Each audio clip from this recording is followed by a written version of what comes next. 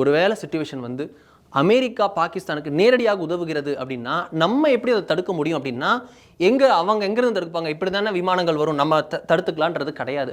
முக்கியமான த்ரெட் எங்கேருந்து இருக்குது அப்படின்னா அமெரிக்காவுடைய குவாம் தீவுலேருந்து இருக்குது. இங்கே இருக்குது அமெரிக்காவுடைய குவாம் தீவு. உங்களுக்கு பார்த்தோன்னா இந்த ஈரானுடனான மோதலின் போது பார்த்தோன்னா அவர்கள் இங்கே இடத்துல இருந்து தான் அவங்க வந்து அந்த B-2 பாம்பர்ஸே எடுத்துகிட்டு நேரடியாக ஈரான் வரைக்கும் வந்தாங்க. இங்கே தான் ரீஃபியூலிங் பண்ணாங்க. நார்த்தன் மேரியானா ஐலாண்ட்ஸ் அப்படின்னு சொல்லக்கூடிய இந்த இடத்துல பார்த்தோம் அப்படின்னா உங்களுக்கு அவருடைய இது இருக்கிறது. ஸோ அந்த இடத்துல இருந்து பார்த்தோன்னா அவங்க மலாக்கா ஸ்ட்ரீட் மேலே தாண்டி தான் ஈரானுக்கு வந்து அட்டாக் பண்ணாங்க. அப்படி இருக்க ஈரானுக்கே அவர்கள் இப்படி வரும்போது இந்தியா மேலே வர முடியாதா அப்படின்ற பாயிண்ட் இருக்கிறது. அது மட்டுமா, இந்தியாவுக்கு காலுக்கு கீழே பிரச்சனை இருக்குது.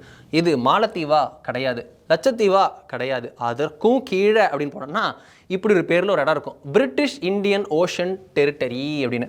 அதுக்குள்ளே அப்படியே நம்ம உள்ளே போய் பார்த்தோம் அப்படின்னா தான் இருக்கிறது கார்கோஸ் ஐலாண்ட் அப்படின்னு சொல்லக்கூடிய இது.